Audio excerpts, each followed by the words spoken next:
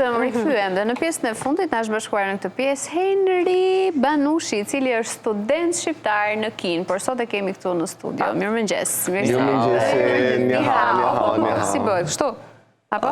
Nuk është thjesht ni hao. Thjesht ni hao, okej. Kjo është pak a shumë nga kultura tailandeze. Është vërtet që përshëndetjen me kokë, pra sa më shumë të ulesh, aq më shumë respekt ke apo? Nuk është shumë e theksuar, por ndoshta mosha e re në përmjet ose në qoftë se duat të përshëndesin një mosh më të vjetër. Respektin e të moshuarve është pak njerëz. Si në Ballkanasit nuk e kanë njerë që kapim kështu. Jemi pak më tashpër. Ne kemi me të puthur, po. Në kulturën kineze nuk funksionon kjo pjesë që themi përqafohemi ose japim dorën. As dorë nuk japin, e? Shumë rrallë. E me gjë atë Covidin e transmetuar në nxorë.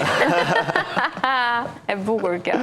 Henry, ti je student shqiptar në Kinë edhe ke zhvendosur studimet e tua dhe një pjesë të jetës tënde atje, dhe ne na bën shumë përshtypje se si ka mundësi që djemt shqiptar dhe të reja të shqiptare po shkojnë në vende aziatike, kryesisht po edhe në botë, dhe shpeshherë flasim për studentët e huaj që vinë në Shqipëri dhe po na bën përshtypje. Po na bën përshtypje te kjo gjëja tjetër. Pse pikërisht në Kinë? Se në Evropë, në Amerikë jemi të mësuar. Në Kinë na bën një çik përshtypje pse të zgjedhësh një vend të tillë për studime. Çfarë të ofron Kina më shumë për studime?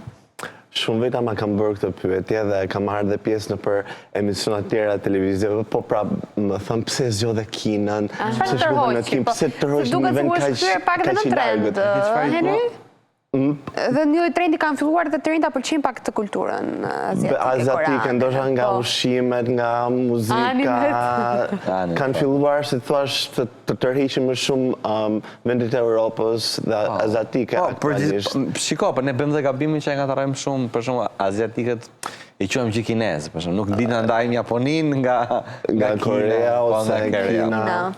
Pak a shumë dhe ato e kanë këllë përshtypje, i thonë të huaj, po dhe ato nuk është se specifikojmë italian, një shqiptar ose i gjerman, dhe pra ato e njësoj duke, si që jemi ne. Më shua një kuriozitet, se kam gjuar dhe kam lexuar që koreanët, pra kinezët, na shohin njësoj si që shohim ne ata që na duken njësoj të gjithë. Është vërtet kjo gjëja, ky perceptimi?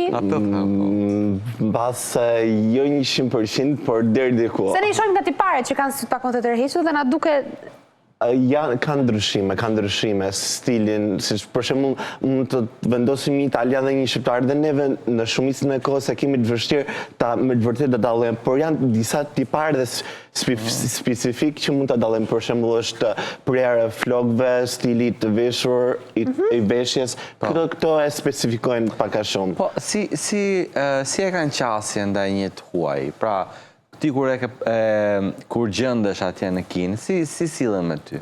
Janë shumë të dashur, shumë miqësor. Sa po shikoj një fytyrë të huaj, duket shumë e habitshme. Oke, ka ardhur në Kinë. Vetëm një hap po ti si normal thua ti, fillojnë sillen.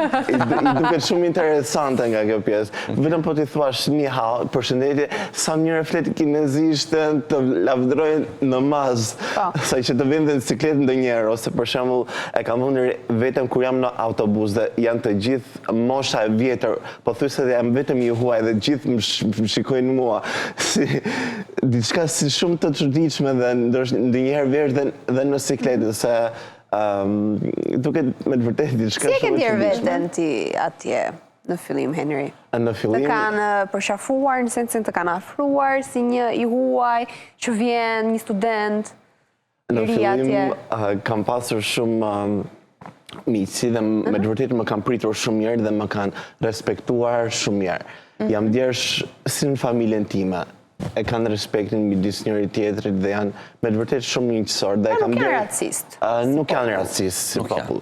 Normalisht do ketë dhe si ato tipa, po tani po flasim në përgjithësi. Në përgjithësi nuk është se është një racizëm dhe njerëzve. Rreth sa gjuhë fliten në Kinë? Në Kinë gjuha standard është mandarin, putonghua. është gjuha mandarin.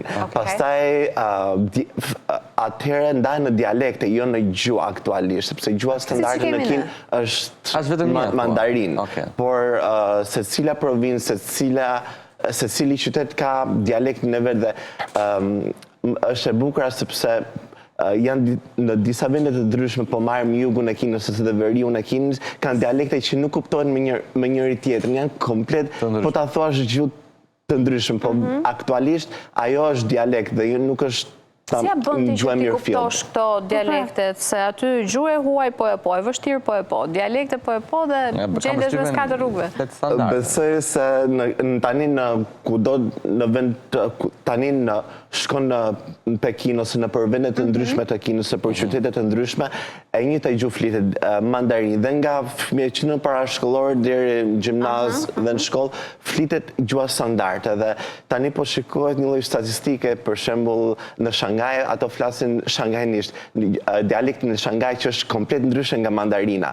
Por fëmijët tani na demonstron pak, si më dhe kurioz. Si ndryshon dialekti tyre? Për shembull, mund të themi një fjalë nga Sichuan, është një provincë Sichuanit. Ose gjuhën kantoneze, lek se exolvame, do thot ke ngrën buk, kurse në mandarin është një qëfan lama, lek se exolvame. Për vetë sa edhe mënyra edhe fjalia duke ndryshe. Po, është komplet ndryshme. Edhe tani po shikojmë që fëmijët e vegjël në Kinë nuk po arrin të ruajnë atë dialektin, se po flasin të gjithë mandarin. Por tek mosha më e vjetër, tek brezi i tretë, ose rreth moshës dikur 70 deri te 80, e ruajnë dhe nuk është se flasin shumë qartë mandarinë dhe kjo... E kuptoj. E nërë, çfarë të kam bërë përshtypje në fillimet e tua, herën e parë që shkove në Kinë, në mënyrën se si funksiononin gjërat, si vendoseshin, kudo që hyje, dilje, çfarë kishte ndryshe nga Shqipëria që të thoje, wow, po kjo kështu? Ka të duket sikur janë tempujt kështu. Çdo gjë është ndryshme, që nga mënyra e transportit, mënyra e ushqimit, mënyra e blerjes. Transporti si është? Transporti është shumë komod, konvind edhe në Kinë mjafton të kesh një telefon, i zgjidhet çdo gjë dhe nuk ke nevojë për kartë, për lek, çdo gjë. Nëpërmjet telefonit mund të bësh gjithçka. Edhe këtu në Shqipëri bëjmë pagesa në telefon. Kanë filluar tani, nuk kemi shumë brapa. Shqipëri së fundit. Kina është 20 vjet parë. Kështu mendojnë shumë të huaj. Okej, shikon Kinën, është besoj diku 20 vjet përpara ose disi më para se nesh. Por nga ana e transportit është shumë konvind, shumë komode dhe çdo gjë bëhet me pagesat bëhen me telefon. Është nga pjesa për shembull nëse do të marrësh diçka deliver, është i përhapur në mas. Për shembull në orën 2 të natës, 3 të natës, 24 orë, kudo që është dhe është kosta pothuajse është zero. Gjërat që i blen nëpërmjet telefonit në të gjithë mjafton të jesh brenda Kinës, ti mund të blesh çdo gjë nëpërmjet telefonit. Dëgjosh, mund bësh porosi. Se me këto i njohim. Nuk është nëpërmjet telefonit. Po, unë jam kuriozitet tek jetesa. Kam parë historinë në një vajze në TikTok që kishte shkuar në një restorant dhe kishte paguar shumë. Nuk e dinte që ishte aq shumë i shtrenjtë. Pra, pa frikë për një darkë diku te 600 euro, pa e marri me euro, po... 600.000 lekë.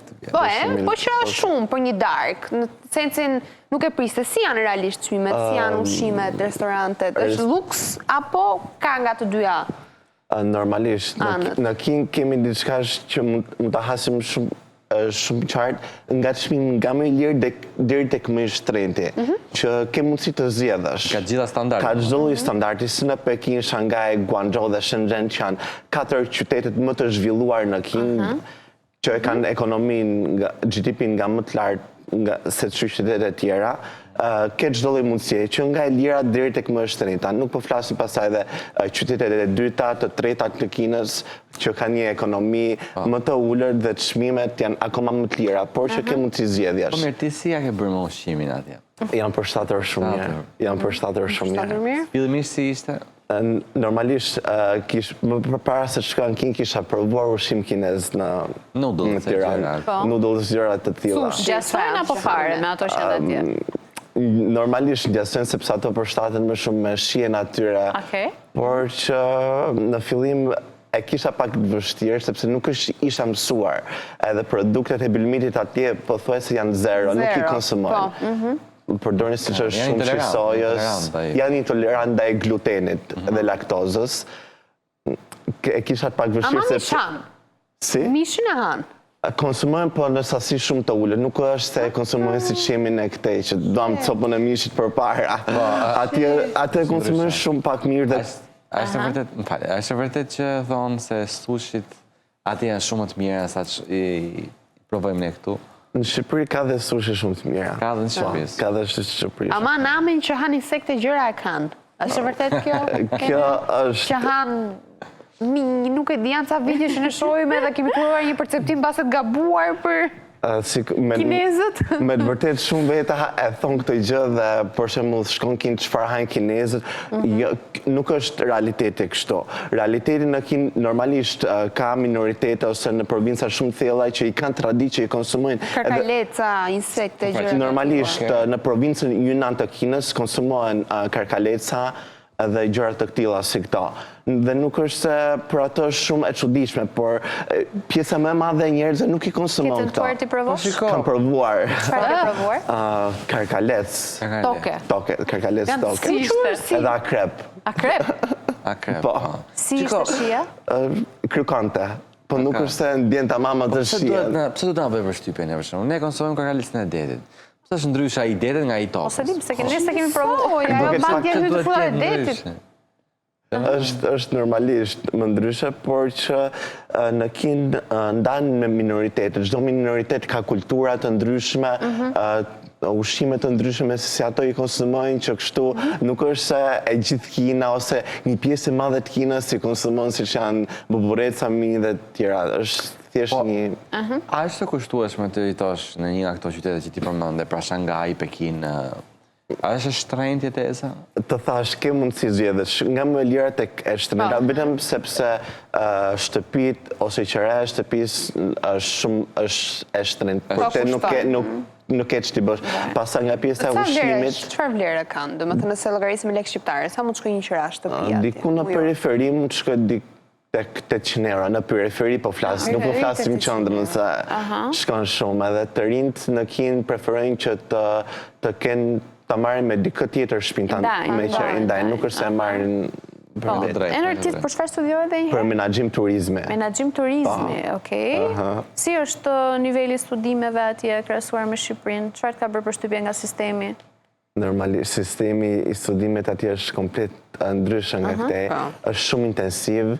Këtë bësh me shumë projekte që duhet të realizosh me punë grup, është fryma e studimit në Kinë është shumë ndryshe se që jemi mësuar të shikojmë këtu në Shqipëri. Ti tani po mëson turizmin në Kinë për ta përvetësuar dhe zhvilluar në Shqipëri, apo do të që t'jesh jashtë? Si e mendon ta Normalisht në të ardhmen shpresoj që t'japim një dorë më shumë Shqipërisë dhe ta zhvillojmë më shumë ato, sepse me të vërtet duhet të kemi një zhvillim. Do të kthesh domethënë, se mendova mos i dashuruar ndihmë ndaj vajzës që kanë ardhur në Shqipëri, kanë ndërtuar bizneset e veta, janë ngritur.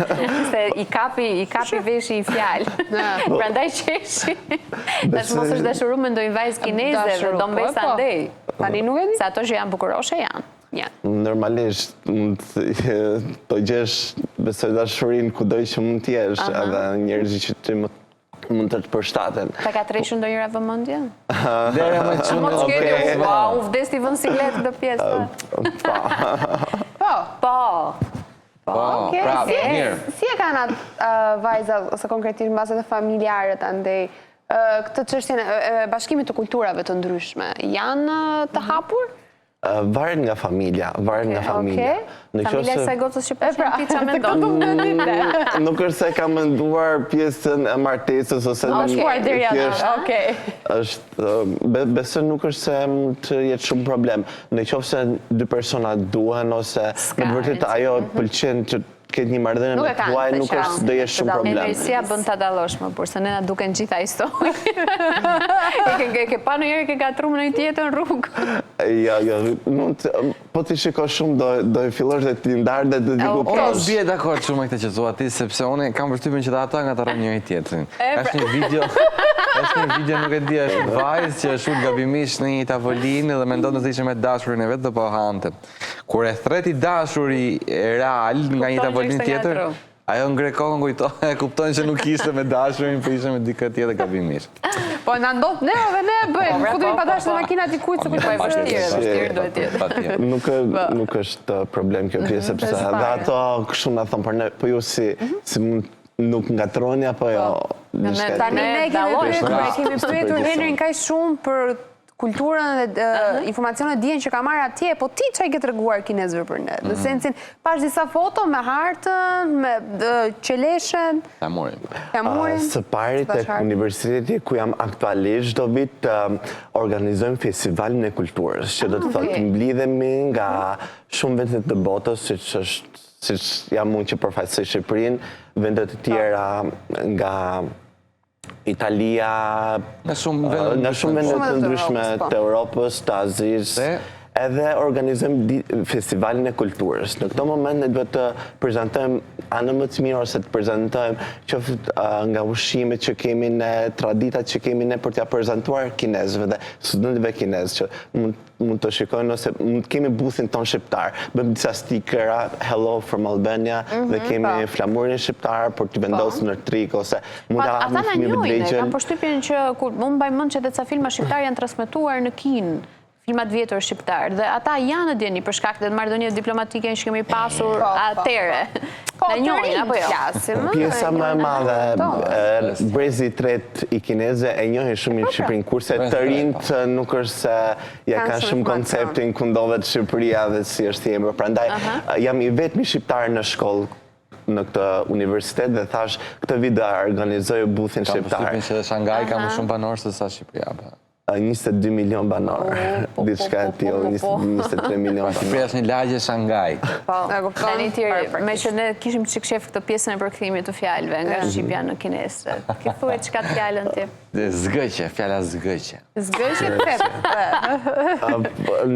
Ta marrim në aspektin që po ofendoni person apo ne kemi cepit, një gjë e vogël. Xiao hutong, hutong, hutong. Sia hutong goti. Hutong pagjashtim janë lagjet shumë të ngushta, shumë të vogla. Hutong quhet. Hutong. Hutong. Po do i sharje, si shajnë kinezë. Në sharje të butë. Aman, se kemi amën. Nuk e kupton kinesë. Dëse audienca mund të ndjeki. Ja, jo të sharje. Po mirë, një kështu të tipi një ram, një gjë kështu. Budalla. Nuk ja lejon. Mos e thuaj. Okej. Fong lë ma. Fongoma. Fong lë ma. Fongoma. Të shajti. Crazy. It's mëndur. E kam gjuar këtë fjalë. Fong lë ma. Ta thonë me këtë intonacion, apo? Fong lë ma, sepse në kinezisht intonacioni ndryshon. Edhe kur flet kinezisht duhet të kesh parasysh tonet. Po të kesh tonin e gabuar të fjalës, Kiq interpretohet ndryshe komplet. Dëgjoj, e fundit, fjalën më të vështirë mbasi që ti mund ta kesh pasur shumë problem ta mësosh, të është dashur kohë ose më e gjatë. Më i gjatë janë disa, si që kemi në Shqip, tongue twister, kupa me kapa, kupa kapa. Da them dhe diçka në kinezit. Kjo ka qenë shumë vështirë në fillim dhe kam bërë shumë kështu... Trajnime për ta mësuar. Dhe përsërisim basme, apo ta them një herë. 粉红墙上画风花，画风在粉红墙，红粉花，粉粉花，红粉粉花，画风花。Ajo nuk e them kur, nuk e bëj dot kur këtë, ai pa parë. Vetëm pjesën e fundit. 粉红墙上， Vetëm. Shumë. Ishte kjo? 粉红墙上， 粉红墙上， 画风花。 Dhe si përthe? Nuk është se ka një përkthim eksaktësisht. Mirë, kjo që bërë ti njerë ishte? Kjo ka qenë e vështirë në fillim. Edhe tia pas ke dalë të mësosh, fantastike. Ka shpresë. Kam shpresë. Faleminderit shumë që ndave gjithë informacione, njohuri dhe gjërat bukura që mësuan për Kinën, dhe më pëlqeu shumë fakti që pavarësisht gjithë kulturës që ti po merr andej, do që të vish edhe ta implementosh në Shqipëri, kështu që bravo të shoh. Faleminderit shumë për shihen kineze. Si thua tani mirë takofshim? 下次再见，各位朋友们，下次再见，爱你们。 Ni hao po të themi. Një fjalë shkurtër që ta themi tre. 下次， Sjatës shqiptare. Sjatës. Bashkë pas publicitetit keni recetën e mirë. Duket se tham vetëm gjysmën, po s'ka gjë. Ja, fton. Ju pafshim. Shihemi nesër.